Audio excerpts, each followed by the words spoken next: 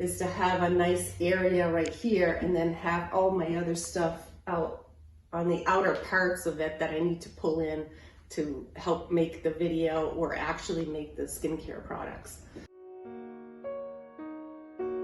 Hello, welcome back. So today we are going to be talking about kitchen design.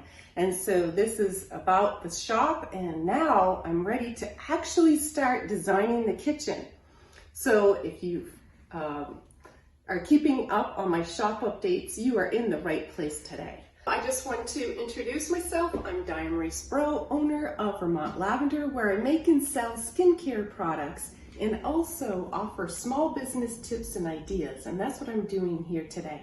Are growing your small business, either skincare or jewelry business or any other type of business, you have to think about your space that you are working in. So especially if you're growing the business like I am, this is the design here. It's a small kitchen.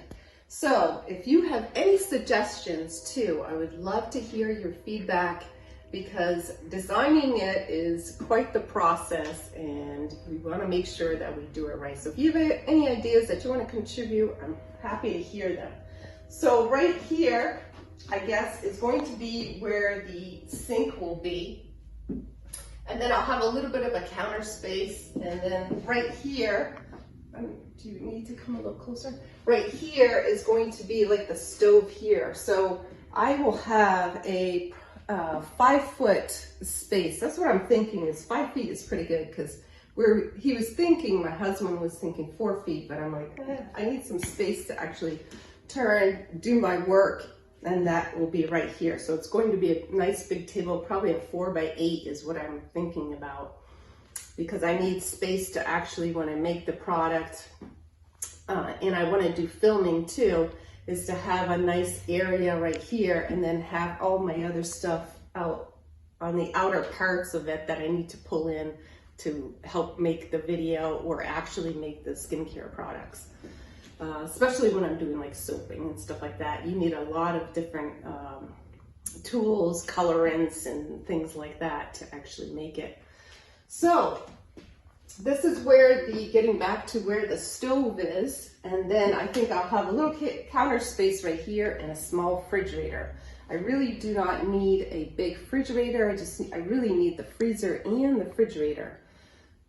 Because like when I make lotion bars and things like that, or I make a facial balm, and when you work with cocoa butter and shea butter, especially cocoa butter, it needs to cool down as fast as it can, so the fats and the oils and things like that do not separate, because there's a lot of fatty acids. So I just wanted to come together and form a really good skincare product. So that's where the freezer and the refrigerator will be. And then right here, so I'll have the stove and the sink and stuff like that, and I'll be able to turn, and this will be my counter space right here. And I don't know if I'm going to have it'd be nice to have a little walkway thing right there, but we'll see. I might have to, it's going to be like a U is what it will be.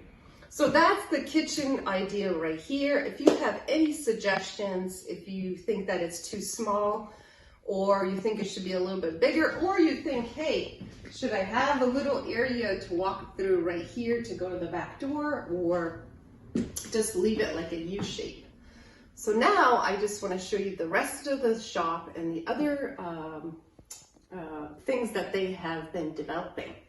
So if we go and look up here, they're actually putting in the sheetrock to seal it up. So this has all been finished right here. All these beams right there, they're all polyurethane or whatever they did to shellac it to seal them.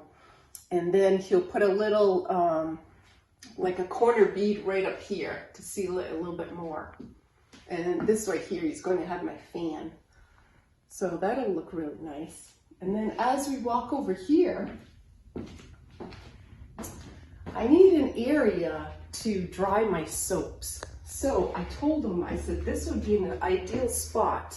Although it has a lot of light, I'll have a blind that I'll pull down, and I'll make it so it's a little bit dark, because when you are drying your soaps, light can actually damage it.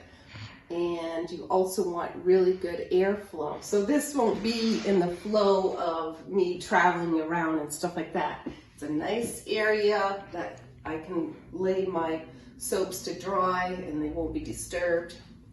And I can block the light.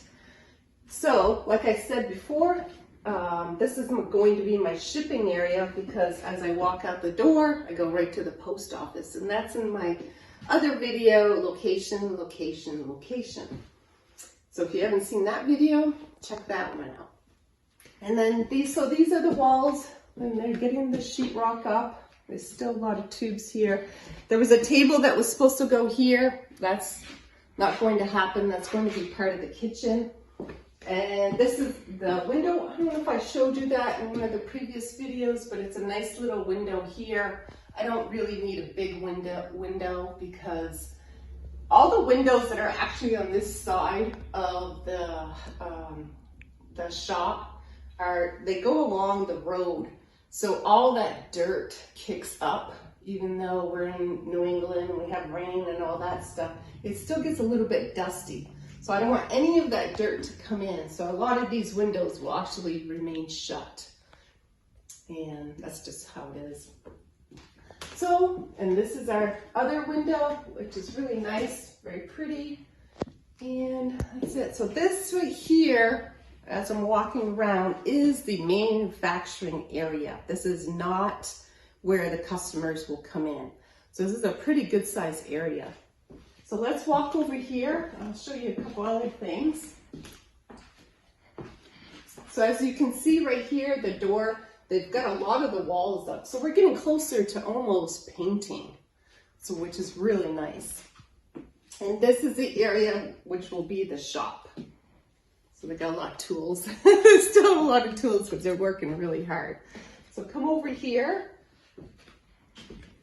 And then this is the other, I don't know if you've seen this, but they get a lot of sheetrock up. He's actually framing in the windows now. So that's getting done. So that looks really nice. And so this will be the shop area here, and the entryway, and a little bit behind my videographer. So if you see the value in watching my videos, please give a thumbs up. And if you are a subscriber, thank you for subscribing. And if you're not a subscriber, please subscribe to my channel. I'm at 48 subscribers, and I want to get that to 100 so I can have my own Vermont Lavender name for the YouTube channel.